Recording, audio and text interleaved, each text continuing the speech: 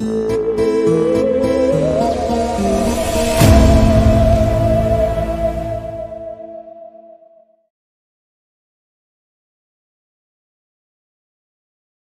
काका, आप भी? भूत प्रेत सब कहानियां हैं। जिस दिन सच में कुछ होगा ना, उस दिन याद आएंगी ये कहानियां। जो भी हो, उतारो इसे। अंतिम संस्कार कौन उतारेगा? मैं नहीं छू रहा इसे। हाँ, वैसे भी इसका है कौन?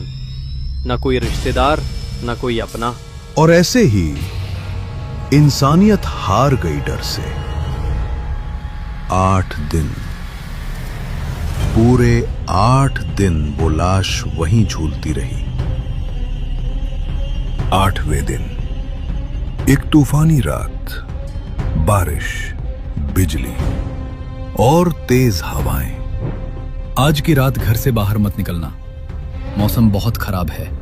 उस रात किसी ने देखा। ये क्या? एक विशाल काला सांड, आंखें लाल, सींग नुकीले। आह, मेरी कमर! जब उसने आंखें खोली, वो फिर वहीं खड़ी थी। लेकिन अब तुम्हारा चेहरा।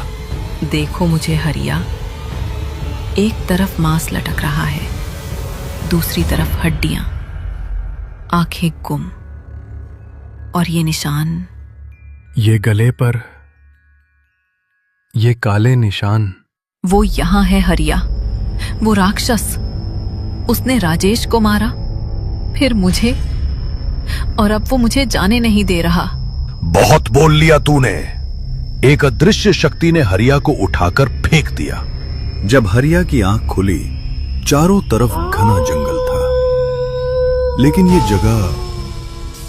जगह अलग थी। मैं कहां हूं? कोई है? हेल्प! पेड़ अजीब आकार के थे, जैसे वो झुककर उसे देख रहे हों। आसमान दिखाई नहीं दे रहा था।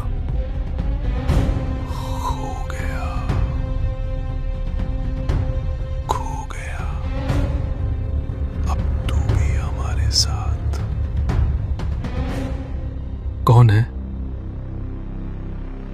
कहां हो तुम? अंकल, खेलोगे मेरे साथ? यहाँ बहुत से बच्चे हैं। ये सब मरे हुए लोग हैं। भागो यहां से। जब तक वो वापस नहीं आया, भागो। हरिया भागने लगा। पीछे से आवाजें आ रही थीं, कभी हंसी, कभी रोना, कभी चीखें। बस, और नहीं। मैं मर जाऊंगा। नहीं, उठो हरिया, मैं रास्ता दिखाती हूं। लेकिन जल्दी, वो आ रहा है। किसी तरह सुमित्रा की आत्मा की मदद से हरिया जंगल से निकला। रात के 2 बज रहे थे। अरे हरिया, तुम इस वक्त? और ये हालत? भूत पागल, जंगल में। अरे राम, चलो घर चलो। घर पहुंचकर हरिया बिस्तर पर गिर पड़ा। जी, खाना। बंद करो दरवाजे, खिड़कियां सब बंद करो। क्या हुआ है आपको? उस रात सपने में। हरिया, सुनो ध्यान से। वो राक्षस सदियों पुराना है। पहले राजेश, फिर मैं। अब वो और शक्तिशाली हो रहा है। क्या चाहता है वो? आत्माएं। वो आत्माओं को इकट्ठा कर रहा है, एक फौज बना रहा है। कोलागढ़ सिर्फ शुरुआत है। अगली सुबह पूरे गांव में खबर फैल गई। मुखिया ने पंचायत बुलाई। भाइयों, अब ये मामला हाथ से निकल रहा है। हमें किसी जानकार की जरूरत है। पास के गांव में नथीलाल भगत जी हैं, बहुत सिद्ध पुरुष हैं। 2 घंटे बाद भगत जी का आगमन हुआ। 60 साल के, सफेद बाल, आंखों में एक अजीब तेज। ये हवा में बहुत पुरानी और शक्तिशाली डार्क एनर्जी है। भगत जी, आपका बहुत बहुत स्वागत है। हमारी मदद। कितने दिन हुए शव को गायब हुए? जी करीब 3 हफ्ते। बहुत देर हो गई, लेकिन कोशिश करनी होगी। गांव के चौराहे पर हवन की तैयारी हुई। भगत जी ने खास सामग्री मंगवाई।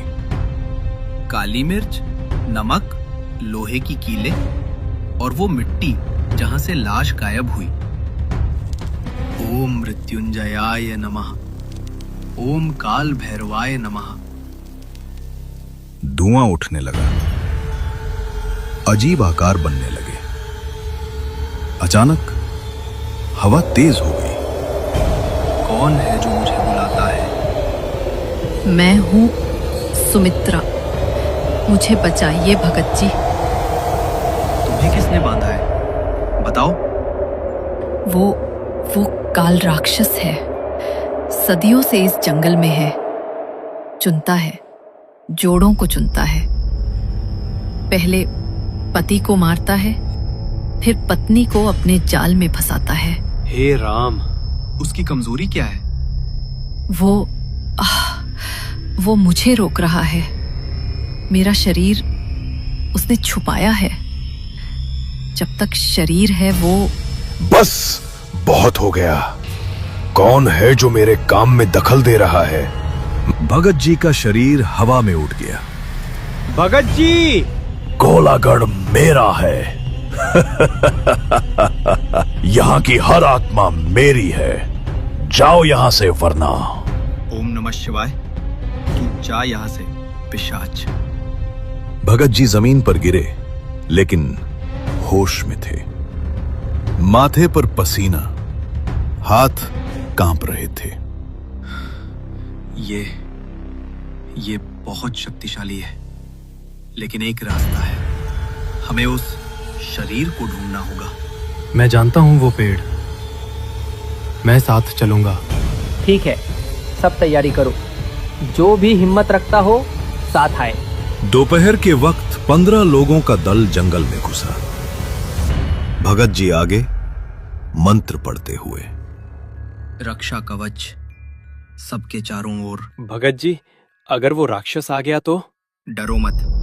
दिन के उजाले में उसकी शक्ति कम है, लेकिन शाम होने से पहले। वो पेड़ अब पहले से 3 गुना बड़ा हो गया था। शाखाएं ऐसे फैली थीं जैसे बाहें हों। ये कैसे संभव है, इतना बड़ा? अंधकार की शक्ति। लो, ये नींबू, जहां ये लाल हो जाए। कुछ नहीं मिल रहा। यहां भी नहीं। सूरज ढलने लगा था। चिंता बढ़ने लगी। भगत जी, ये देखिए, नींबू लाल हो रहा है। जैसे ही उस आदमी ने डाली हटाई, वहां था वो, 8 फुट लंबा, काला शरीर, भेड़िए जैसा मुंह, लाल आंखें और नाखून जैसे तलवारें। मूर्खो, किसने दी तुम्हें हिम्मत मेरे खजाने को छूने की? बचाओ! तुम सब यही मरोगे। और फिर तुम्हारी आत्माएं भी मेरी गुलाम। रुक पिशाच! ओम हन हनुमते नमः, ओम भैरवाय नमः। ये छोटे मोटे मंत्र? मैं 1000 साल पुराना हूं, मूर्ख साधु। भगत जी ने अपनी झोली से पवित्र राख निकाली। ये राख गंगा घाट की है। ले, तेरे पाप का अंत। ये क्या? मेरा हाथ! जहां राख पड़ी, राक्षस का हाथ गलने लगा। बस, अब बहुत हुआ। वो और बड़ा हो रहा है। मैं अकेला नहीं हूं, हजारों आत्माएं मेरे अंदर हैं। जल्दी शरीर को ढूंढो और जलाओ, मैं इसे रोकता हूं। राक्षस ने अपना रूप छोड़ा और अब मैं इस शरीर में हूं। वो युवक अब राक्षस के वश में था। उसने पास के आदमी पर हमला किया। सब मरेंगे, सब। मेरा हाथ उसने काट खाया। मिल गया भगत जी, शरीर मिल गया। जल्दी चिता बनाओ, सूरज डूबने वाला है। गांव वालों ने तेजी से लकड़ियां इकट्ठी की। जब तक ये जल नहीं जाता वो वापस आता रहेगा। नहीं, मत जलाओ, मैं तुम्हें सब कुछ दूंगा। जल्दी करो, वो आ रहा है पूरी सेना के साथ। जैसे ही शरीर में आग लगी, नहीं, मेरी सदियों की तपस्या। अचानक गांव की तरफ से धुआं उठने लगा। आग! गांव में आग! और आसमान में ये क्या है? आसमान में 7 काले बादलों के गोले, हर एक में लाल आंखें। एक गिरा, 6 बाकी, गोलागढ़ जलेगा। समझ गया, राजेश ने वो राज जाना था। उसने पुराने मंदिर में कुछ ऐसा देखा जो... हमारे घर, हमारे बच्चे। रुको, ये जाल है। वो चाहते हैं कि हम बिखर जाएं। लेकिन बहुत देर हो चुकी थी। आधे लोग गांव की तरफ भागे, आधे वहीं रुके। भगत जी, मदद चाहिए? ये आवाज, ये तो राजेश की माँ की आवाज है। लेकिन वो तो 10 साल पहले मर गई थी। तो फिर ये... अंधेरे में से एक आकृति निकली। चेहरा साफ नहीं दिख रहा था, लेकिन उसके हाथ में था एक पुराना नक्शा, खून से लिखा हुआ। राजेश बहुत समझदार था, उसने राज छुपा दिया था। लेकिन अब... और तभी बिजली चमकी। उस एक पल में जो चेहरा दिखा, सबके होश उड़ गए। क्या था वो चेहरा? कौन थी वो रहस्यमय औरत? राजेश ने क्या राज छुपाया था? और बाकी 6 राक्षस कहां हैं? ये सब जानने के लिए इंतजार कीजिए अगले भाग का। लेकिन एक बात याद रखिएगा, कोलागढ़ की ये कहानी सिर्फ कहानी नहीं है। कैसा लगा दोस्तों? अगर आप रात को अजीब आवाजें सुने तो समझिएगा कहानी आप तक पहुंच गई है। तो दोस्तों, कैसी लगी आपको ये कहानी? अपना फीडबैक हमें कमेंट बॉक्स में जरूर लिखकर बताएं। और अगर आपने अब तक हमारे चैनल को सब्सक्राइब नहीं किया है तो जल्दी से कीजिए, क्योंकि आगे क्या होने वाला है वो सबसे पहले आप तक पहुंचता रहेगा नोटिफिकेशन के जरिए। और हां, बेल आइकन को दबाना मत भूलना, ताकि आप एक भी सस्पेंस या हॉरर अपडेट मिस ना कर पाएं।